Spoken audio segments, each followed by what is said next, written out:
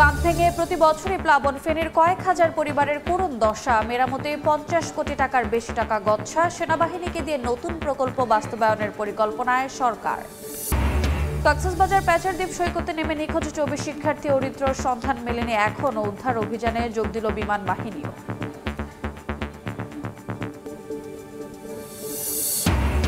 Engine সংকটে ভুগছে railway পূর্বাঞ্চল। 72টির বিপরীতে মিলছে 53টি। 2 রুটে ট্রেনে 1.5 ঘন্টার শিডিউল বিপর্যয়। খুঁড়িয়ে চলছে কন্টেইনার তেলবাহী রেলও। এবং 4 মাস ধরে বন্ধ টেকনাফ দিয়ে মিয়ানমারে আমদানি রফতানি। গুদামে পচে নষ্ট হচ্ছে কোটি কোটি টাকার পণ্য। বিপাকে ব্যবসায়ীরা, নোটিশ পায়নি রাজস্ব বিভাগ।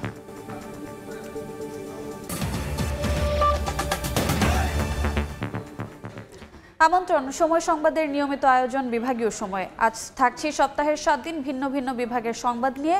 আজ থাকছে চট্টগ্রাম বিভাগ, সঙ্গে আছি আমি রোজা চৌধুরী। রক্ষার বাঁধ এখন রাক্ষস।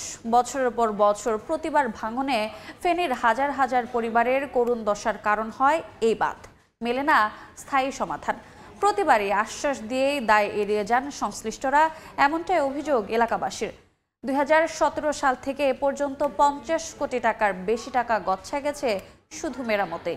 2024-এর ভয়াবহ বন্যার বছর না যেতেই আবারও একই দশা। জুলহাস তালুকদারের ক্যামেরায় আতিয়ার সজলের রিপোর্ট। নদীর বন্যা নিয়ন্ত্রণ বাঁধ ভেঙে এখনো ঢুকছে পানি। 7 জুলাই রাত থেকে শুরু হয় এই ভাঙা। পানির প্রবল তোড়ে তছনছ চারপাশ। চোখের নিমিষেই গ্রামের পর গ্রাম তলিয়ে যায়। পানিবন্দী হন 120টি গ্রামের হাজার হাজার মানুষ। পাখির চোখে ফুটে উঠেছে ফেনীর উত্তরের 2 উপজেলা ফুলগাজী, পরশুরাম, এছাড়াও ছাগলনাইয়া ও ফেনী সদরের শত শত পরিবারের জলে ভেসে থাকার করুণ চিত্র। দৃশ্যমান হচ্ছে ক্ষতচিহ্ন। মুহুরী, কহুয়া ও সিলোনিয়া নদী প্রতি বছর এই জনপদের লাখো পরিবারের জন্য এমন দুঃখ বয়ে নিয়ে আসে। অথচ এসব নদীর আগ্রাসন থেকে রক্ষায় 150 কোটি টাকা ব্যয়ে 122 কিলোমিটার বন্যা নিয়ন্ত্রণ বাঁধ নির্মাণ করা হয়েছে মাটি দিয়ে। সেই বাঁধ ভাঙার কারণেই প্রতি বছর পড়তে হয় বন্যার কবলে। ভোগান্তি পোহাতে হয় প্রতি বর্ষা মৌসুমে। অবকাঠামোগত ক্ষতি ছাড়ায় কোটি কোটি টাকা।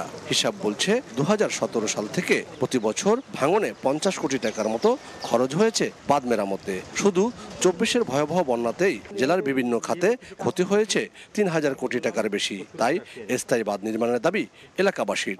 আজকে 3 দিন পর্যন্ত আমাদের এলাকায় পানি, আমরা ঘরে দুয়ারে থাকতে পারতেছি না, বাঁচতেছি। বিভিন্ন দারকজ করিয়ে এই ঘরটা করছি, সব মালামাল পানিতে চলে গেছে। বেড়িবারটা মজুত করে বাঁধি দিক, সরকার যদি আমাদেরকে কোনো সহযোগিতা করে করুক। সরকারের দুর্যোগ ব্যবস্থাপনা ও ত্রাণ মন্ত্রণালয়ের উপদেষ্টা ফারুকী আজম বন্যা পরিস্থিতি পরিদর্শনে এসে বলেন, ফেনীর মুহুরী, কহুয়া ও সিলোনিয়া নদীর 7340 কোটি টাকার প্রকল্পটি সেনাবাহিনীকে দিয়ে বাস্তবায়ন করার কথা ভাবছে সরকার। কি করলে এটা থেকে নিষ্কৃতি পাওয়া যাবে সেটা সরকার এদের কাছ থেকে শুনলো, যারা ভুক্তভোগী তাদের কাছ থেকে শুনে যথাযথ ব্যবস্থা গ্রহণ করবে। মুহুরী, কহুয়া, সিলোনিয়া নদীর দুতীরে 122 কিলোমিটার বন্যা নিয়ন্ত্রণ বাঁধের পুরোটাই বর্তমানে ঝুঁকিপূর্ণ।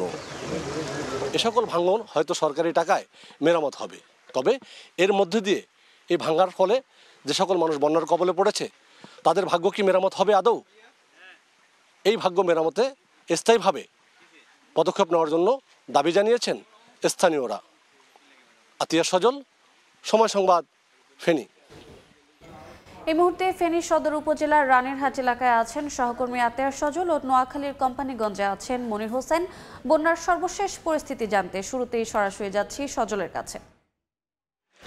সজল, গতকাল থেকে বৃষ্টি না হওয়ায় এবং ফেনীর মুহুরী নদীর পানি বিপদসীমার কিছুটা নিচ দিয়ে প্রবাহিত হওয়ার কারণে ফেনীর যে বন্যা পরিস্থিতি তা কিছুটা উন্নতির দিকে যাচ্ছে।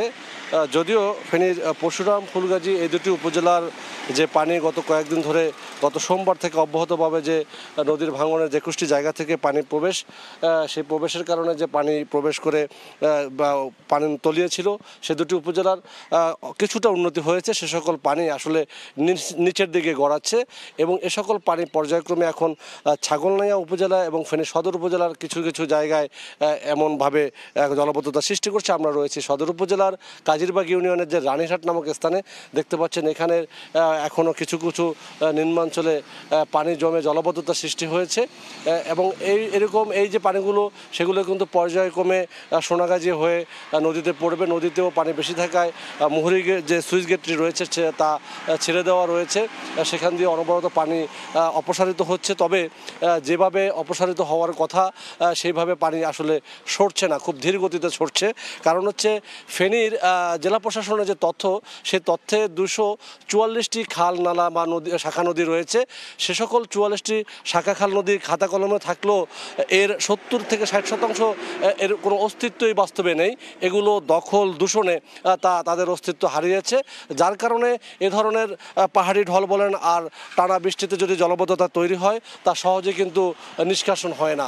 এ সকল খাল নদী দখল হয়ে যাওয়ায়, সংকুচিত হয়ে যাওয়া, এছাড়া পানি উন্নয়ন বোর্ডের পক্ষ থেকে যে সকল খাল বছর জুড়ে তদারকি করা হয় না, দখল থাকে, দূষণ থাকে, যার কারণে এ ধরনের পরিস্থিতিতে বর্ষা মৌসুমে একদিকে টানা বর্ষণের ফলে যদি জলবদ্ধতা হয়, অন্যদিকে ভারতের উজান থেকে নেমে আসা পাহাড়ি ঢলের পানি তোড়ে যদি নদীর ভাঙ্গন হয়, মুহুরী, কহুয়া, সিলুনিয়া নদীর, তাহলে কিন্তু এভাবে জলবদ্ধতার পড়তে হয়। এখন এ সকল জলবদ্ধতা সৃষ্টি যাতে না হয়, এগুলো অপসারণের পাশাপাশি বন্যার যে মূল কারণ ফেনীর মুহুরী, কহুয়া, সিলুনিয়া নদীর 2-122 কিলোমিটার বন্যা নিয়ন্ত্রণ বাঁধ, সেই বাঁধ যাতে করে টেকসই বাঁধ নির্মাণের একটি দাবি উঠেছে।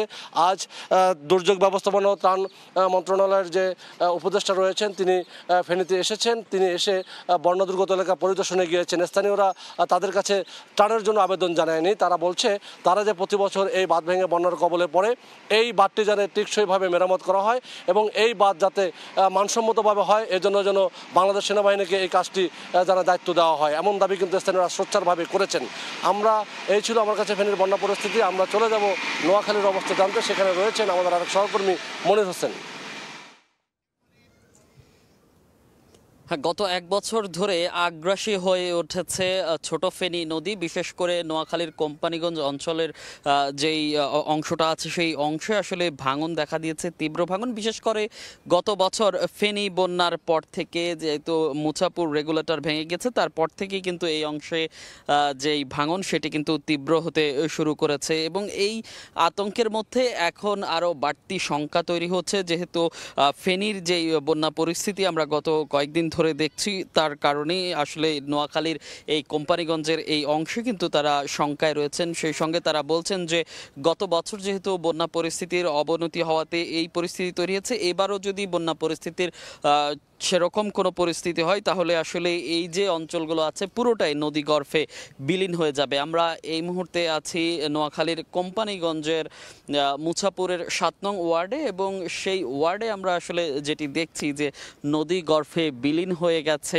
অসংখ্য ঘরবাড়ি, প্রায় 200-300 পরিবার কিন্তু এখানে নদী গর্ভে বিলীন হয়ে গেছে। এখনও নদী ভাঙনের যে একদম দ্বার প্রান্তে আছে সে আরও 200-300 পরিবার এখানে অবস্থান করছে। আমরা এখনও এখানে দেখছি যে যেই ঘরগুলো ছিল সেগুলো অনেকেই তুলে নিচ্ছেন, অনেকেই ঘর হারা হয়ে আসলে এদিক সেদিক বসবাস করছেন, কিন্তু তারা বলছেন যে কয়েক দফা ভাঙনের পর আসলে তাদের যে শেষ সম্বলটুকু সেটিও কিন্তু হারিয়ে ফেলেছেন, সেই জায়গাটুকু এখন নেই, মাথা গোজার যে ন্যূনতম জায়গাটুকু সেটিও কিন্তু তারা হারিয়ে একদমই নিঃস্ব। এখানে এই যে পরিবারগুলো আছে এখনও ভাঙন আতঙ্কেই দিন কাটাচ্ছে এবং সেই সঙ্গে কিন্তু আমরা আজকে থেকে দেখেছি এখানে সেনাবাহিনীর যে বাঁধ সংস্কার কার্যক্রম, অর্থাৎ এখানে পাইলিং করে জিও ব্যাগ ফেলার যে কার্যক্রম সেটি শুরু হয়েছে, আমরা সেটিও দেখতে পেয়েছি এখানে। তো এই ছিল নদী ভাঙনের সবশেষ পরিস্থিতি নোয়াখালীর কোম্পানিগঞ্জের মুছাপুর থেকে। সরাসরি যুক্ত ছিলাম নোয়াখালী ও ফেনীতে। চট্টগ্রামে স্ত্রীকে নৃশংসভাবে হত্যা করে লাশ 11 টুকরা করে গুম করার চেষ্টা মামলার প্রধান আসামি স্বামী সুমনকে ব্রাহ্মণবাড়িয়া থেকে গ্রেফতার করা হয়েছে। পরকীয়া সম্পর্কের জেরে এ হত্যাকাণ্ড বলে জানিয়েছে র্যাব। বেশ কিছুদিন ধরে বনিবনা হচ্ছিল না স্বামী স্ত্রীর, দাম্পত্য কলহ লেগেই ছিল। এরই জেরে 9 জুলাই একমাত্র সন্তানকে আত্মীয়ের বাড়ি পাঠিয়ে স্ত্রী ফাতেমাকে হত্যার পর 11 টুকরা করে স্বামী। এরপর মাথা ও 2 হাত কেটে ফ্রিজে রেখেছিল সে। ফ্ল্যাট থেকে দুর্গন্ধ ও অস্বাভাবিক নড়াচড়ার শব্দ পেয়ে বাড়ির কেয়ারটেকার সহ কয়েকজন তাদের বাসায় তল্লাশি চালায়। পরে ফ্ল্যাটটির বিভিন্ন স্থান থেকে ফাতেমার শরীরের বিভিন্ন খণ্ডিত অংশ দেখতে পান তারা। ঘটনার পর অভিযুক্তকে বাড়ির কেয়ারটেকার সহ এলাকাবাসী মিলে আটক করলেও জানালার গ্রিল কেটে পালিয়ে যায় সে। শনিবার সকালে সংবাদ সম্মেলনে র্যাব জানায়, তথ্য প্রযুক্তি ও গোপন সংবাদের ভিত্তিতে 11 জুলাই অভিযান চালিয়ে ব্রাহ্মণবাড়িয়া থেকে তাকে গ্রেফতার করা হয়। 42 ঘন্টার মধ্যে আমরা এই আসামিটা গ্রেপ্তার করতে সক্ষম হয়েছি।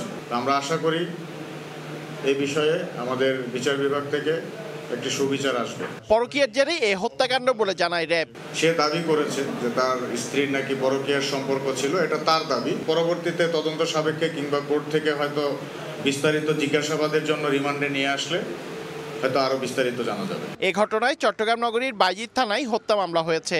1.5 মাস আগে বাইজিৎ থানার পাহাড়িকা আবাসিক এলাকায় এজেড টাওয়ারের 10ম তলায় বাসা ভাড়া নেন সুমন ও ফাতেমা দম্পতি। 8 বছরের এক ছেলেও রয়েছে তাদের। পার্থপ্রতিম বিশ্বাস, সময় সংবাদ, চট্টগ্রাম। এদিকে চাঁদপুরে মসজিদের ইমামের উপর হামলায় জড়িত একজনকে গ্রেফতার করা হয়েছে। শুক্রবার রাতে অভিযান চালিয়ে আসামি বিল্লাল হোসেনকে গ্রেফতার করে পুলিশ। গতকাল দুপুরে শহরের প্রফেসরপাড়া এলাকার একটি মসজিদে ইমাম মাওলানা নুরুর রহমানের উপর হামলার ঘটনা ঘটে। ধারালো অস্ত্রের আঘাতে বাম কান তার আর আশপাশে জখম হয় তার, তবে তিনি এখন সুস্থ আছেন জানিয়েছেন পরিবারের সদস্যরা। এ ঘটনায় তার ছেলে আফনান সাকিব বাদী হয়ে সদর মডেল থানায় মামলা করেছেন।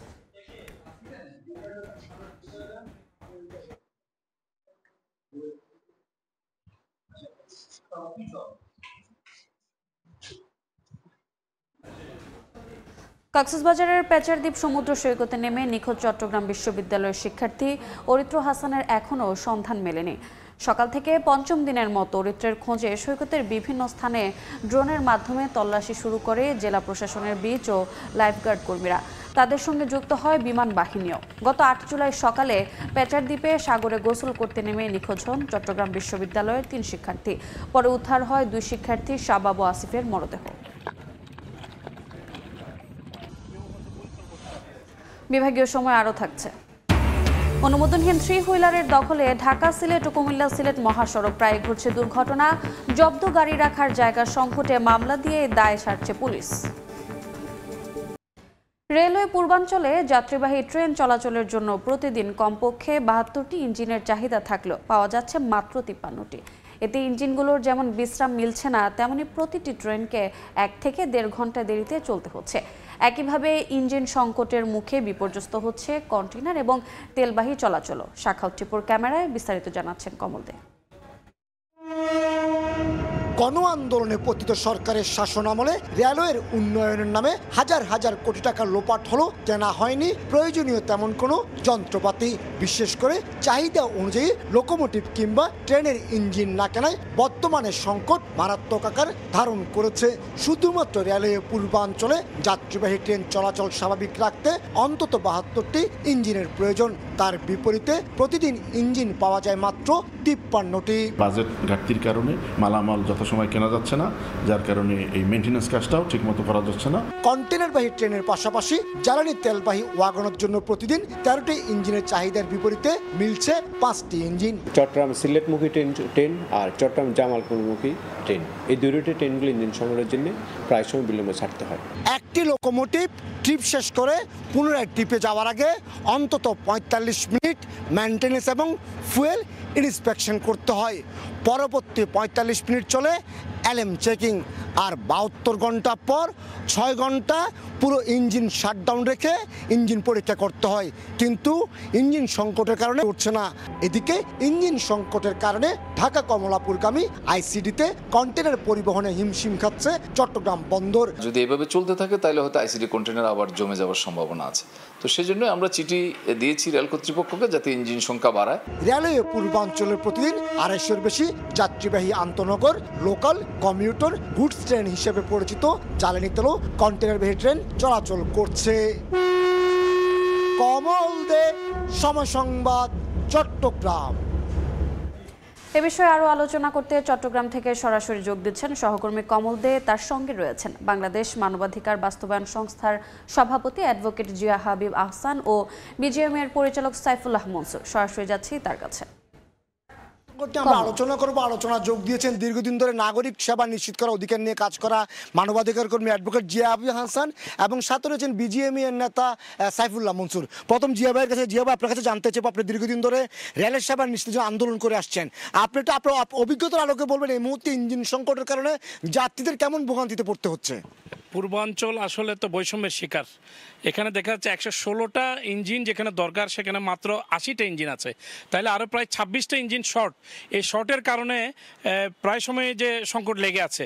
বিশেষ করে কয়েকদিন আগে আমি সিলেট গিয়েছিলাম, 1 ঘন্টা ডিলে হয়েছে ইঞ্জিন সংকটের কারণে, এবং আখাউড়া থেকে সিঙ্গেল লাইন হওয়ার কারণে আমাদের এই বিড়ম্বনা শিকার। সিলেট তো একটা পর্যটন নগরী, চট্টগ্রাম এবং সিলেটের মধ্যে যোগাযোগটা খুব বেশি, কিন্তু এই ইঞ্জিন সংকটের কারণে যাত্রী হয়রানিটা মারাত্মকভাবে বেড়ে গেছে। আচ্ছা, আমি আপনার কাছে আবার আসবো সাইফুল্লাহ মনসুরের কাছে যাই।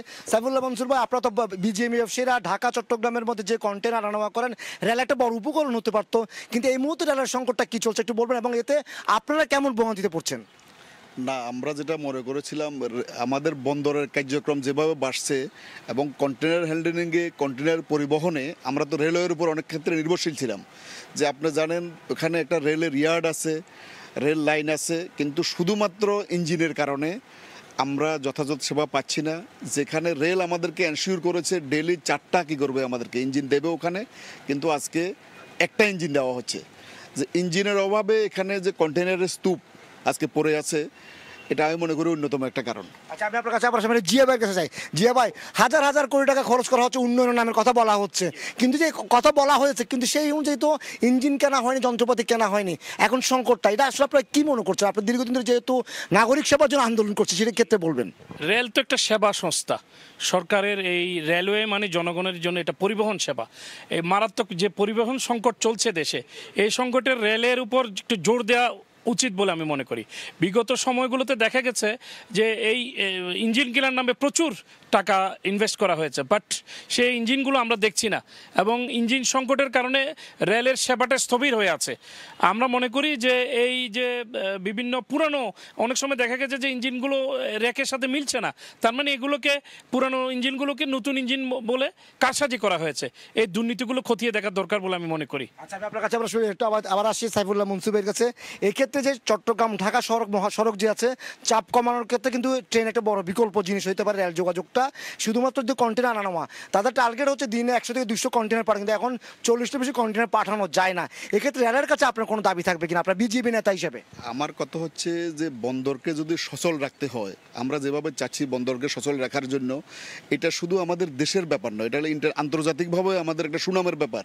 যে আমার বন্দরের ধারণ ক্ষমতা হচ্ছে 53,000 টিউএস আমার ধারণ ক্ষমতা, এখানে 45,000-এর উপরে পড়ে আছে আমার কন্টেইনার, অনলি বিকজ অফ আমরা যথাসময়ে কী করতে পারতেছি না, এগুলো নিতে পারতেছি না।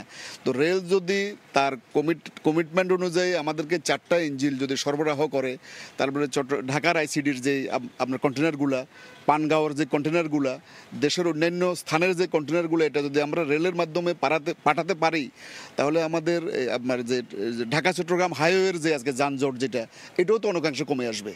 তো আমি চাই রেল অতি দ্রুত বিষয়টিকে গুরুত্ব নিয়ে আমাদের জন্য যে 4টা ইঞ্জিন বরাদ্দ দেওয়ার কথা ছিল, অতি দ্রুত সেটা করবে তারা। আমি আবার জিয়া ভাইয়ের কাছে, জিয়া ভাই আপনাকে জানতে চাইবো এই মুহূর্তে তাহলে যাত্রী সেবা উন্নয়নের জন্য ইঞ্জিন কেনার ক্ষেত্রে কী করা উচিত, এবং ইঞ্জিন সংকট মোকাবেলা করে যাত্রী সেবার মান বাড়ানো। আপনি চট্টগ্রাম কক্সবাজারের কথা বলছিলেন, ঢাকা কক্সবাজারের কথা বলছিলেন, সে বিষয়ে একটু বলেন। এই চট্টগ্রাম কক্সবাজার 2টা রেল আছে এক্সপ্রেস, একটা হচ্ছে কক্সবাজার এক্সপ্রেস, একটা পর্যটক এক্সপ্রেস। দেখা গেছে যে এই 2টা এক্সপ্রেসে চট্টগ্রামের জন্য মাত্র একটা বগি বরাদ্দ আছে। তো এটা আমি চট্টগ্রামের প্রতি একটা বিমাতা সুলভ আচরণ মনে করছি। আমরা আশা করব যে এখানে চট্টগ্রামের জন্য বগি বাড়ানো হোক, এবং ইঞ্জিন সংকট কাটিয়ে ওঠার জন্য দ্রুত এখানে সরকারের নজর দেওয়া দরকার। কারণ এই ইঞ্জিন সংকটের কারণে এই চমৎকার একটা পরিবহন ব্যবস্থা আজকে পর্যুদস্ত হয়ে পড়ছে। এই ব্যাপারে সরকারের আশু হস্তক্ষেপ আমরা কামনা করছি। আচ্ছা, আমি আপনার কাছে আবার আসবো। আমি আবার সাইফুল্লাহ মনসুরের কাছে যাই। এক্ষেত্রে কিন্তু একটা কথা বন্দর কর্তৃপক্ষ বলে, ব্যবসায়ীরা তেমন আগ্রহ দেখায় না রেলের ক্ষেত্রে। কেন আপনারা রেলকে আগ্রহ দেখান না, কি জন্য, সংকটটা কোথায়? না, আমাদের সংকট হচ্ছে আমরা যদি নিশ্চিত না হই যে আমি রেলে যে আমার কন্টেনারটা বুকিং দেব, এটা যথাসময়ে যথাস্থানে সে পৌঁছাতে পারবে। তো ইঞ্জিন সংকটের কারণে তো আমি তো সে নিশ্চয়তা পাচ্ছি না। আমাকে যদি বন্দর কর্তৃপক্ষ, রেল কর্তৃপক্ষ যদি কনফার্ম করে যে আমি যদি রেল ইউজ করি তাহলে আমি যথাসময়ে যথাস্থানে আমার কন্টেনার পাবো, তাহলে আমি কেন করব না? কারণ আপনি জানেন, আমি ট্রাকে করে পণ্যটা চিটং থেকে ঢাকা নিয়ে আসছে, আমি যদি ট্রেন ব্যবহার করি, খরচও তো অনেক কম এখানে। তো কোনো ব্যবসায়ী তো যদি সুবিধা থাকে যে কম খরচের ব্যবস্থা না গ্রহণ না করে সে তো যেখানে বেশি খরচ হবে এটা তো করবে না সে।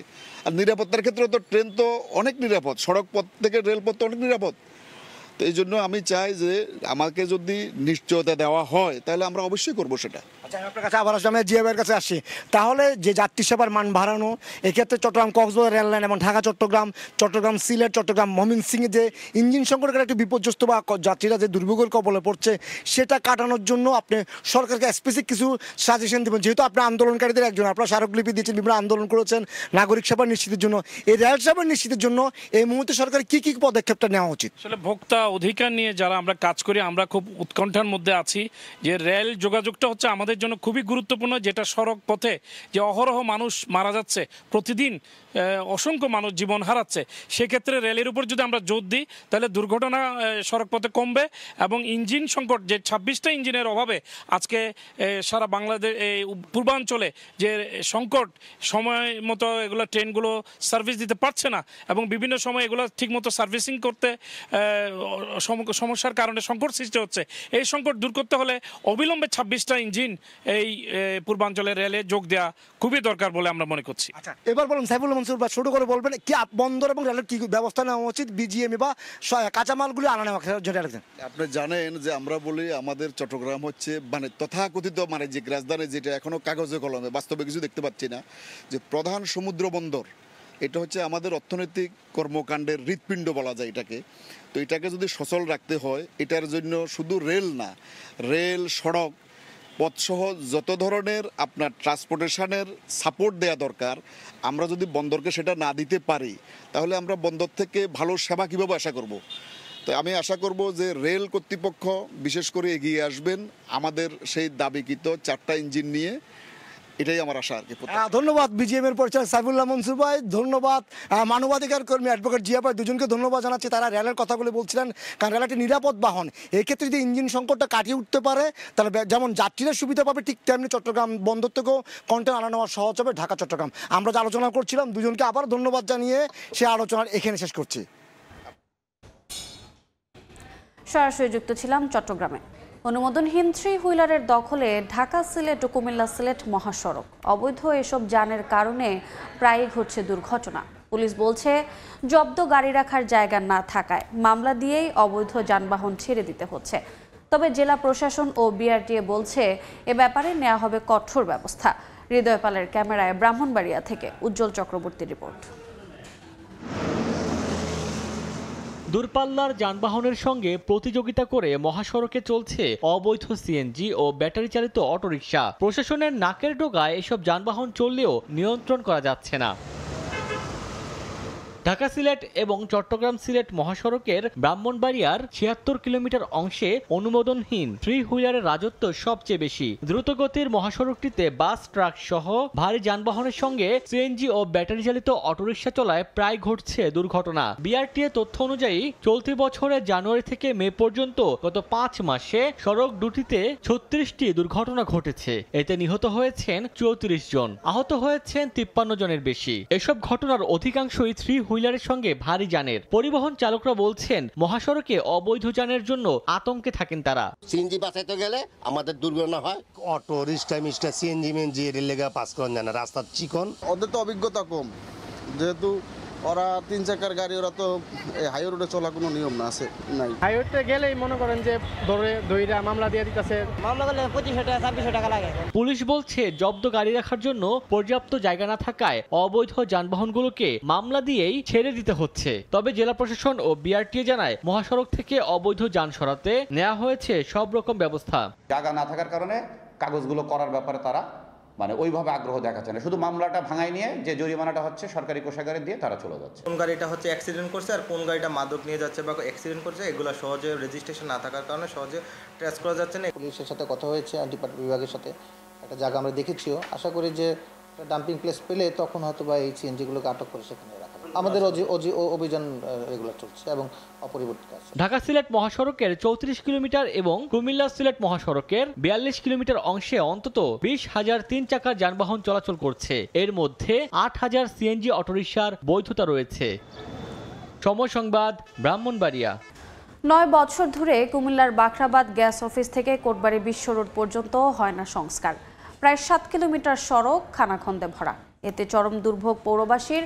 কর্তৃপক্ষ বলছে সড়ক সংস্কারে বড় প্রকল্প হাতে নেওয়া হয়েছে। বাহার রায়হানের তথ্যচিত্রে রিপোর্ট। খানাখন্দে ভরা সড়কে বৃষ্টির পানি জমে বেহাল অবস্থা। মাঝে মধ্যেই গর্তে পড়ে বাড়ে যাত্রী ভোগান্তি, ঘটে দুর্ঘটনাও। কুমিল্লা শহরের প্রাণকেন্দ্র বাখরাবাদ গ্যাস অফিস থেকে কোটবাড়ি বিশ্ব রোড মোড় পর্যন্ত প্রায় 7 কিলোমিটার এই সড়কটি দীর্ঘদিন ধরে এমন বেহাল অবস্থায় পড়ে আছে। পাশে রয়েছে কুমিল্লা মেডিকেল, সদর উপজেলা কার্যালয়, ইপিজেড ও কুমিল্লা বিশ্ববিদ্যালয় সহ একাধিক শিক্ষা ও প্রশাসনিক কেন্দ্র। প্রতিদিন হাজারো মানুষ চলাচল করলেও উন্নয়ন হয়নি 9 বছরেও। স্থানীয়রা বলছেন মেয়র আসে মেয়র যায়, ভোগান্তি পিছু ছাড়ে না পৌরবাসীর। বৃষ্টি হলে এখানে পানি জমে যায়, যার ফলে আমরা চলাচল করতে পারি না। জলবদ্ধতার কারণে মানুষ যাতায়াত করতে খুব কষ্ট হয়ে যাচ্ছে। হসপিটাল রাস্তাতে এরকম যাওয়া হচ্ছে, রোগীদের অবস্থা তো খারাপ হয়ে যায়। একটা ইমার্জেন্সি রোডে যেরকম একটা অ্যাম্বুলেন্সে যাবো, এটারও তো অবস্থা ভালো না। কোনো উন্নয়ন হয় না, মানুষের দুর্দশার লাই দিয়ে রয়েছে। যে সরকারি আছে আমরা এর কোনো ফলাফল দেখি না। রাস্তাটা সংস্কার করা দরকার, খুব দ্রুত এবং ভালো মানের কাজ করা দরকার। পৌর কর্তৃপক্ষ বলছে সড়কটির সংস্কারে একটি বড় প্রকল্প হাতে নেওয়া হয়েছে, তবে ভোগান্তি কমাতে শিগগিরই শুরু হবে প্রাথমিক মেরামতের কাজ। পিএমপি বলে একটা প্রোগ্রাম আছে, আমরা সেই পিএমপিতে অন্তর্ভুক্তির জন্য এটা চেষ্টা করছি। তো যদি পিএমপিতে এটা অন্তর্ভুক্ত আমরা করতে পারি, আমাদের উদ্বোধন কর্তৃপক্ষের যদি সম্মতি পাই, তাহলে সেক্ষেত্রে আমরা এই পুরো রাস্তাটা আমরা রিজিট পেমেন্ট করে দেব। সব শেষ 2016 সালে সংস্কার করা হয় বাখরাবাদ গ্যাস অফিস থেকে কোটবাড়ি বিশ্ব রোড মোড় পর্যন্ত প্রায় 7 কিলোমিটার এই সড়কটি। সময় সংবাদ, কুমিল্লা। বিভাগীয় সময় আরও থাকছে। আরবের খেজুর চাষ হচ্ছে খাগড়াছড়িতে। ভালো দাম পেয়ে খুশি চাষিরা। পাহাড়ের উপযোগী হওয়ায় বারোহী জাতের বাগান করার পরামর্শ কৃষি বিভাগের। কক্সবাজারের টেকনাফ স্থলবন্দর দিয়ে মিয়ানমারে পণ্য আমদানি রফতানি বন্ধ রয়েছে টানা 4 মাস। গুদামে পড়ে থেকে পচে নষ্ট হচ্ছে কোটি কোটি টাকার পণ্য। অথচ বন্দরের কার্যক্রম বন্ধ নিয়ে কোনো নোটিশও পাননি রাজস্ব কর্মকর্তারা।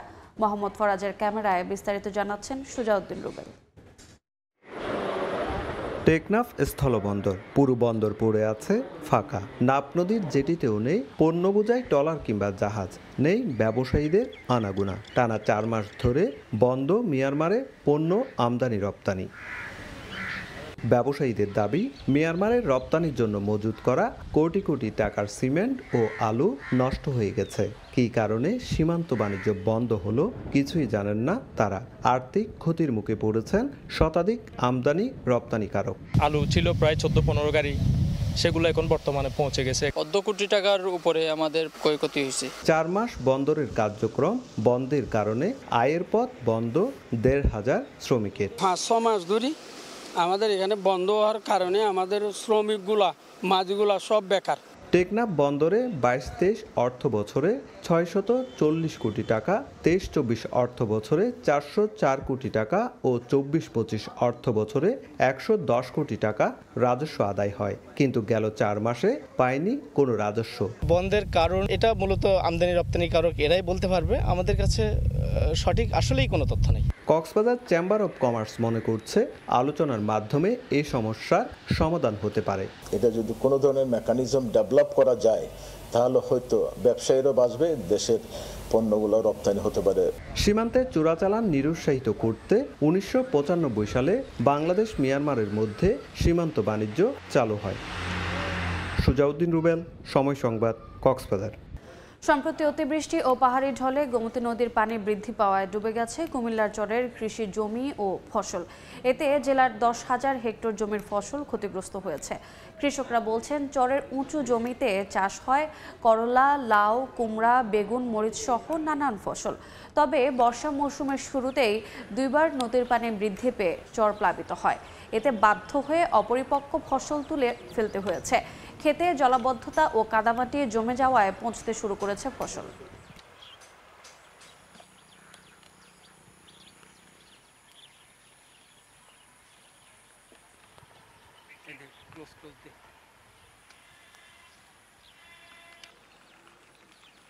একশো শতক জায়গা আমি করলা লাগাইছি, তারপরে 100 শতক জায়গা মূলা লাগাইছি। এখন পানিগুলো আইসা করলাগুলা কি অবস্থা রয়েছে, সাং বেড়াইয়া তলে পড়ছে। এই একটা কুমড়া ক্ষেত মনে করেন অন্তত পক্ষে 1.5-2 লাখ টাকা বিয়ে উঠ লইলে অন্ত মনে করেন 1 লাখ টাকা ব্যস্ত পারছে না। যারা কৃষক আছে সবাই দিশেহারা, মোটামুটি সবাই ঋণগ্রস্ত। কোনো না কোনো এনজিও, কোনো না কোনো ব্যাংক, কোনো না কোনো মাধ্যমে এগুলা করা। আমরা সাধারণ পাবলিক, আমাদের দ্বারা আর ফসল করা সম্ভব। যদি সরকার আমাদেরকে সাহায্য করে তাহলে আমরা মনে করি একটু উপকৃত হতে পারি। আরব দেশের খেজুর চাষ হচ্ছে খাগড়াছড়িতে। বাণিজ্যিকভাবে চাষ করে তাক লাগিয়ে দিয়েছেন কৃষক নূর আলম। খাগড়াছড়ি পার্বত্য জেলার মাটিরাঙ্গার রসুলপুরের দুর্গম গ্রামে মিশ্র ফল বাগানের জন্য সুখ্যাতি রয়েছে শৌখিন কৃষক নূর আলমের। এই কৃষকই এবার আরবের খেজুরের বাণিজ্যিক চাষ করে তাক লাগিয়ে দিয়েছেন। শুরুতে ইংল্যান্ড থেকে মূল্যবান 25টি চারা সংগ্রহ করে বাগান করেন, পরে আরো 75টি চারা সংগ্রহ করেন সৌদি আরব থেকে। এখন সেসব গাছে থোকায় থোকায় ঝুলছে আরবের খেজুর। পাহাড়ি মাটিতে বাণিজ্যিকভাবে খেজুর চাষের খবরে অনেকে ছুটছেন তার বাগান দেখতে। খেজুর বাগানে কাম করতে খুব ভালো লাগে। বাগান দেখতে আসলাম, খুব ভালো লাগলো। 3টা ধাপে চারা, 2টা ধাপের চারার মধ্যে আমার 70টা গাছে এই বছর আলহামদুলিল্লাহ ফলন আসছে এবং আলহামদুলিল্লাহ যথেষ্ট ভালো উৎপাদন হচ্ছে। পাহাড়ের মাটি ও আবহাওয়া উপযোগী হওয়ায় বারহি জাতের খেজুর বাগান করার পরামর্শ কৃষি বিভাগের। এই খেজুর যদি আপনারা আবাদ করেন আমাদের বেকারত্ব ঘুচাবে এবং অর্থনৈতিকভাবে আমরা সমৃদ্ধ হব। কৃষক মোহাম্মদ নূর আলমের সফলতা দেখে এমন মিশ্র ফলের বাগান করতে আগ্রহী অন্যান্য কৃষকরাও। সময় সংবাদ, খাগড়াছড়ি। এবারে জেনে নেব চট্টগ্রাম বিভাগের গত সপ্তাহের আলোচিত ঘটনা। 8 জুলাই চট্টগ্রাম বিশ্ববিদ্যালয়ে 2023-24 সেশনে ডেভেলপমেন্ট স্টাডিজ বিভাগে 3 শিক্ষার্থী কক্সবাজার হিমছড়ি সৈকতে ঘুরতে গিয়ে গোসলে নামেন। এ সময় ঢেউয়ের তোড়ে সাগরে ভেসে যান তারা। ওই দিনেই সাদমান রহমান সাবাব নামে এক শিক্ষার্থীর মরদেহ উদ্ধার করে। 9 জুলাই সমুদ্র থেকে উদ্ধার করা হয় আসিফ আহমেদ নামের আরেক শিক্ষার্থীর লাশ। এখনও নিখোঁজ রয়েছে অরিত্র হাসান। চট্টগ্রাম নগরীর পাহাড়িকা আবাসিক এলাকায় একটি ভাড়া বাসায় স্ত্রী ফাতেমাকে হত্যার পর 11 টুকরা করে ফ্ল্যাটের বিভিন্ন স্থানে লুকিয়ে রাখে স্বামী সুমন মিয়া। 10 জুলাই দুর্গন্ধ ও অস্বাভাবিক নড়াচড়ার শব্দ পেয়ে বাড়ির কেয়ারটেকার সহ কয়েকজন ফ্ল্যাটটিতে তল্লাশি চালায়। পরে সেখান থেকে ফাতেমার শরীরের বিভিন্ন খণ্ডিত অংশ দেখে সুমনকে ঘরে তালাবদ্ধ করে রাখে। খবর পেয়ে পুলিশ ঘটনাস্থলে আসার আগেই জানালার গ্রিল ভেঙে পালিয়ে যায় অভিযুক্ত সুমন। 9 জুলাই খাগড়াছড়ি জেলা পরিষদের বিশ্রাম কক্ষে ক্যাবিনেটের ভেতরে 8,82,000 টাকা দেখতে পায় কর্মচারীরা। পরে নবনিযুক্ত চেয়ারম্যান, কর্মকর্তা ও সদস্যদের উপস্থিতিতে টাকাগুলো জব্দ করে থানায় জমা দেওয়া হয়। পুলিশ জানায় উদ্ধার হওয়া টাকাগুলো সদ্য অপসারিত চেয়ারম্যান জিরুনা ত্রিপুরা রাখতে পারে বলে প্রাথমিকভাবে ধারণা করা হচ্ছে। বিভাগীয় সময়ের শীর্ষ সংবাদগুলো জানিয়ে দিচ্ছে আরেকবার। বাঁধ ভেঙে প্রতি বছরই প্লাবন। ফেনীর কয়েক হাজার পরিবারের করুণ দশা। মেরামতেই 50 কোটির বেশি টাকা গচ্ছা। সেনাবাহিনীকে দিয়ে নতুন প্রকল্প বাস্তবায়নের পরিকল্পনায় সরকার। এবং কক্সবাজার বেচারদ্বীপ সৈকতে নেমে নিখোঁজ 24 শিক্ষার্থী অরিত্রর সন্ধান মেলেনি এখনও। উদ্ধার অভিযানে যোগ দিল বিমান বাহিনীও।